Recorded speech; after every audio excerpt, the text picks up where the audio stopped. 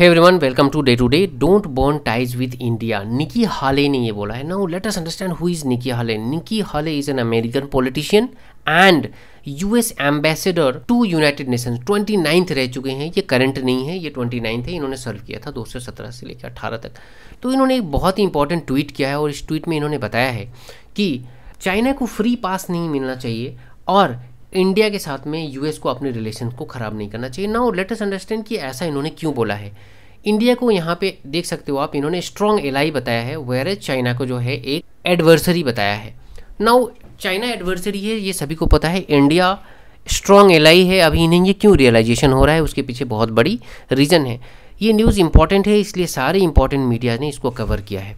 Now India strong ally इसलिए है क्योंकि बिजनेस टर्म्स में अगर देखें तो आज की डेट में यूएस की बहुत बड़ी डिपेंडेंसी इंडिया के ऊपर शिफ्ट हो चुकी है।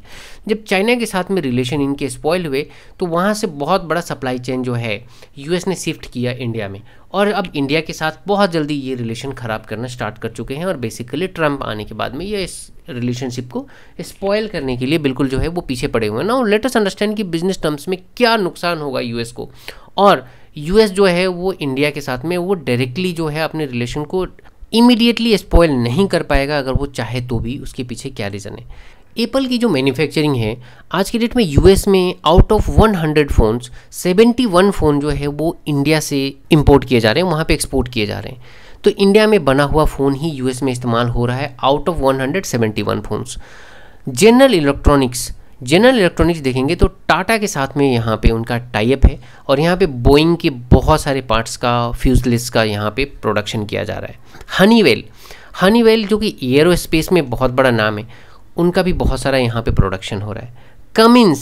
कमिंस के यहाँ पे जो है इंजीनियरिंग, यहाँ पे इक्विपमेंट्स बनाते हैं, उनके 20 से ज़्यादा फैक्ट्रीज जो है वो इंडिया में ऑपरेशनल है। जॉन डियर बहुत ही बड़ा जो एग्रीकल्चरल मशीनरी बनाता है, ट्रैक्टर्स आते हैं जॉन डियर के, बहुत सारे प्रोडक्ट आते हैं, हैवी इक्विपमेंट्स आते हैं इनके एग्रीकल्चरल, वो सारा मैन्युफैक्चरिंग आज के डेट में इंडिया में हो रहा है। प्रॉक्टर एंड गैम्बल, पीएनजी का नाम आपने सुना होगा, शैम्पूज वगैरह बहुत कुछ इनका बन के आता है। इनका जो है बहुत सारा मैन्युफैक्चरिंग होता है और लिस्ट बहुत लंबी है। जो इंपॉर्टेंट है वो मैं आपको दिखा रहा हूँ। अगर हम लोग बात करें टेक इंडस्ट्री के ऊपर में इनका बहुत बड़ा डिपेंडेंसी है। आउट ऑफ 3 लोग जो यहाँ पे इंजीनियर्स हैं इनके यहाँ पे यूएस में, आउट ऑफ 3 एक जो है उसमें से 3 में से एक इंजीनियर वो इंडियन होता है। बड़े नाम जो हैं वो सभी को पता है, बट स्टिल मैंने यहाँ पे दिखा दिया है। आप देख सकते हो, सुंदर पिचाई हो, सत्य नडेला, ये सारे जो हैं वो आज के डेट में यूएस में काम कर रहे हैं, इंडियन ओरिजिन है।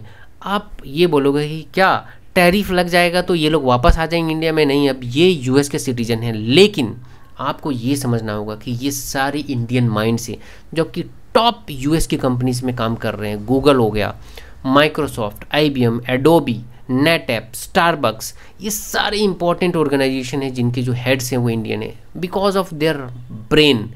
ऐसा नहीं कि इंडिया के ऊपर में कोई फेवर किया गया है, बिकॉज ऑफ देयर एबिलिटी, उनकी एबिलिटी की वजह से। नाउ ऐसा तो नहीं कि इंडिया में एबल लोगों की कमी हो गई, अब और भी आएंगे।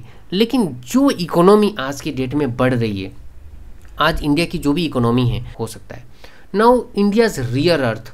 रीज़न तो बहुत हैं, बट मैंने बहुत इंपॉर्टेंट जो है वो मैंने चूज़ किया है। सो रियर अर्थ में इंडिया के पास इतनी कैपेसिटी है कि अगले 20 साल तक ना सिर्फ इंडिया के नीड्स को, पूरे वर्ल्ड के रियर अर्थ के नीड्स को पूरा कर सकता। ना आपको ये पता होना चाहिए कि रियर अर्थ जो है वो बहुत ही इंपॉर्टेंट फैक्टर है आज के डेट में। रियर अर्थ ही ऐसा रीजन है जिसकी वजह से यूएस ने चाइना के ऊपर से 90 डेज़ के लिए जो है वो टैरिफ पॉज करके रखा हुआ है, जबकि उससे सबसे बड़ा राइवलरी है चाइना से डर के पीछे सिर्फ rear earth one of the biggest reason. क्योंकि रियर अर्थ के बिना कुछ भी आप नहीं कर सकते हो, आप मोटर्स नहीं बना सकते हो, आपका ईवी मार्केट बिल्कुल स्पॉइल हो सकता है, और ये यूएस को अच्छे तरीके से पता है। इसके लिए मैंने एक सेपरेट पूरा कंप्लीट वीडियो बनाया हुआ है, वो आप जाके देखिए, मैं आई बटन में इसका लिंक जो है वो दे दे रहा हूँ। नाउ इंडिया में भी बहुत सारा रियर अर्थ है, लेकिन हम उसको एक्सप्लोर नहीं करते हैं, एंड बिकॉज ऑफ दैट हमारी भी डिपेंडेंसी चाइना के ऊपर में। नाउ इंडिया अगर इस रियर अर्थ को यूज़ करता है तो पूरे वर्ल्ड को 20 ईयर्स तक जो है वो सप्लाई कर सकता है। Now let us understand India जो है weapon market. Now weapon market अगर आप देखेंगे तो इंडिया वर्ल्ड का लार्जेस्ट वेपन इंपोर्टर है। हालांकि बहुत सारे प्रोडक्ट जो है अब हम लोग यहाँ पे वेपन्स जो है वो वेपन्स हम इंडिया में बनाते हैं। जो आर्टिलरी सेल्स है वो सब कुछ अब इंडिया में लगभग बनने लग गया है।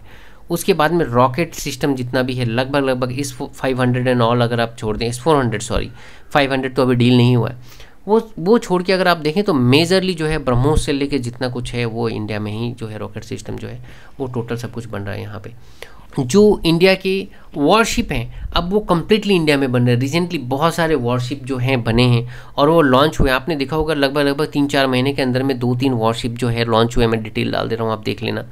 बट अभी भी इंडिया को एरोस्पेस में अगर आप देखेंगे तो फाइटर प्लेन्स के लिए और कैरियर प्लेन्स के लिए, जो बड़े वाले कैरियर प्लेन्स होते हैं उसके लिए इंडिया की डिपेंडेंसी अभी भी बाहर के कंट्रीज़ पे हैं। और इंडिया को अभी भी अगले दशकों तक आप देखेंगे तो अगले 10 से 20 साल तक बाहर किसी न किसी कंट्री से इंडिया को इंपोर्ट करना पड़ेगा, बिकॉज उस लेवल की एक्सपर्टाइज हासिल करने में इंडिया को उतना समय लगने वाला है। इंडिया वार फुटेज में भी काम कर ले तो कम से कम 15 से 20 साल लग जाएंगे इंडिया को, कि जिस तरीके से वॉरशिप हम खुद बना रहे हैं इस तरीके से अगर हम लोग अपना कार्गो प्लेन और फाइटर जेट्स बनाने तो तकरीबन 20 साल लग जाएंगे फुल फ्लेजेड काम स्टार्ट होने में। तो इस 20 सालों के लिए अभी भी इंडिया की डिपेंडेंसी जो है वो फ्रांस, रसिया और अमेरिका पर रहने वाली है। और अमेरिका को ये बात अच्छी तरीके से पता है कि इंडिया को इसकी नीड है। अगर इंडिया की नीड है मतलब एक इंडिया पोटेंशियल कस्टमर है उनके लिए, इसलिए वो रिलेशन अपफ्रंट आके इंडिया के साथ में ख़राब नहीं कर सकते और वो कभी भी रिलेशन ख़राब नहीं कर सकते। आप नोट कर लेना, ये जो टैरिफ वार भी हो रहा है इसका कुछ ना कुछ बेटर सोल्यूशन निकल के आएगा और मैं आपको उस पर वीडियो बना के आपको ज़रूर मैं दिखाऊंगा। मेरे चैनल पे आपको ये वीडियो देखने को मिलेगा। Just wait for the right time, that will come soon. Trump बहुत चिल्ला रहे हैं बट ये चिल्लाने से ज़्यादा कुछ नहीं कर पाएंगे। The world knows by the time. So I hope कि आपको कुछ इस वीडियो के माध्यम से सीखने को मिला होगा। अगर आपको वीडियो अच्छी लगी लाइक करें, शेयर करें, सब्सक्राइब करें and thank you for watching. This is the end of this video.